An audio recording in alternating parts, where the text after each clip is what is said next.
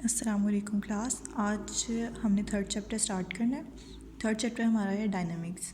Dynamics physics की ऐसी branch है जिसमें हम स्टडी करते हैं मोशन को, किसी भी ऑब्जेक्ट की, और उस मोशन का कॉज क्या है, किस वजह से वो पैदा हुई है। ठीक है, ये हम स्टडी करते हैं डायनामिक्स में। अब फर्स्ट टॉपिक मेरे पास है force, inertia and momentum. What is force? Force क्या होती है? देखें, जब हम एक डोर को पुश कर रहे हैं या पुल कर रहे हैं तो हम फोर्स अप्लाई कर रहे हैं। ठीक है, जब हम शॉपिंग के लिए जाते हैं, हमारे पास एक शॉपिंग कार्ट होती है, उसको हम पुश करते हैं तो हम फोर्स अप्लाई कर रहे होते हैं। हम उसको फोर्स अप्लाई करके उसकी हम डायरेक्शन भी चेंज कर सकते हैं, और अगर हम उसके ऊपर फोर्स अप्लाई ना करें तो जो शॉपिंग कार्ट होती है वो स्टॉप हो जाती है।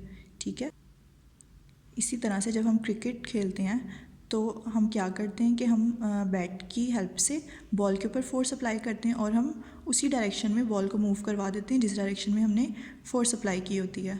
अब ज़रूरी नहीं है हमारे पास कि फ़ोर्स हमेशा क्या करे कि बॉडी को हमेशा मूव करे। फोर्स हम अप्लाई करके हम किसी बॉडी को जो मूव कर रही है उसको स्टॉप भी कर सकते हैं।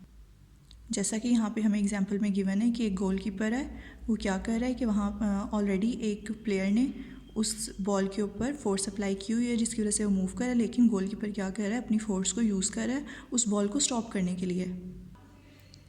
तो इस तरह से मैं ये कह सकती हूँ कि मेरे पास फोर्स क्या है। अ फोर्स मूव्स और टेंड्स टू मूव, स्टॉप्स और tends to stop the motion of a body. कि फोर्स क्या कर सकती है, फोर्स क्या होती है।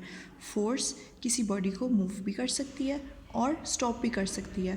किस तरह से? अगर कोई मूविंग बॉडी है तो उसके ऊपर हम फोर्स अप्लाई करके उस मूविंग बॉडी को स्टॉप भी कर सकते हैं, और अगर कोई बॉडी रेस्ट पोजीशन में है तो हम उसको फोर्स अप्लाई करके मूव भी कर सकते हैं। और फोर्स किसी भी बॉडी की डायरेक्शन को चेंज भी कर सकती है। ठीक है, अगर हम फोर्स अप्लाई करें तो जैसे मैंने ट्रॉली वाली आप लोगों को एग्जांपल दी है कि अगर हम फोर्स अप्लाई करें तो हम शॉपिंग कार्ट को स्टॉप भी कर सकते हैं और उसको मूव भी करवा सकते हैं। अब मेरे पास नेक्स्ट टॉपिक है inertia. What is inertia? Inertia क्या होता है? Inertia of a body is its property due to which it resist any change in its state of rest और मोशन।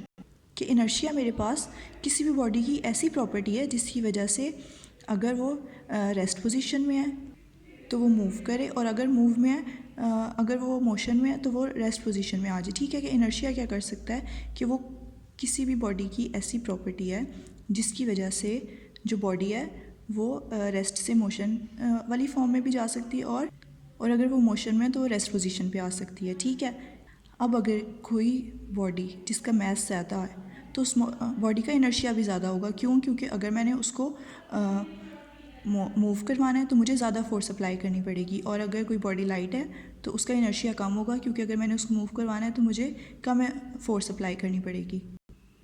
तो अगर मैं रेस्ट में कोई बॉडी है या कोई बॉडी मोशन में है तो मैं उसको चेंज कर रही हूँ, उसकी पोजीशन को, या उसको रेजिस्ट कर रही हूँ उसके अंदर कोई भी चेंज, तो वो क्या है, मेरे पास इनर्शिया है। इसी तरह से मेरे पास मोमेंटम किसी भी बॉडी की क्वांटिटी ऑफ मोशन है जो उसके मास और वेलोसिटी की वजह से वो बॉडी पोजेस कर रही होती है।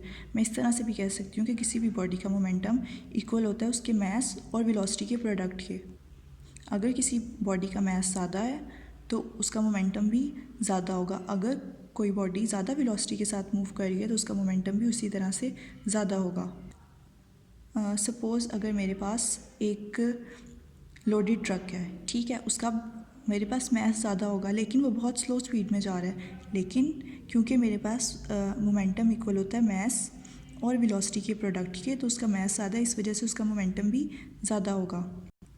और अगर मेरे पास एक बुलेट है, उसका मास तो बहुत स्मॉल होगा लेकिन मेरे पास उसका इतना स्ट्रॉन्ग इम्पैक्ट क्यों आता है किसी भी बुलेट का, जब हम उसको किसी गन से फायर करते हैं, क्योंकि उसकी वेलोसिटी बहुत ज़्यादा होती है। इसलिए वेलोसिटी जब मास के साथ मल्टीप्लाई होती है तो मेरे पास उसका मोमेंटम भी ज़्यादा हो जाता है। मोमेंटम वेक्टर क्वांटिटी है क्योंकि हम जिस डायरेक्शन में बॉडी मूव कर रही होती है हमें साथ में मैग्नीट्यूड के साथ में डायरेक्शन भी पता होती है, इसलिए मोमेंटम वेक्टर क्वांटिटी है। और इसका मेरे पास जो यूनिट होता है वो होता है किलोग्राम मीटर पर सेकेंड।